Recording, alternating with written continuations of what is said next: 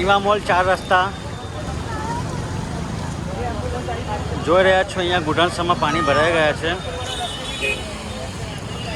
પણ બરોડાની પબ્લિક ખૂબ જ મોજીલી અને સંસ્કારી પબ્લિક છે, જે અત્યારે અહીંયાની મજા માણી રહી છે.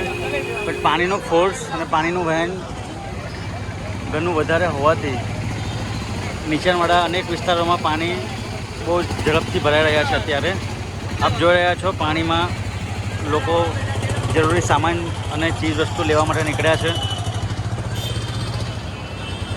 ઘૂંટણસમાં પાણી તો છે જ અહીંયા.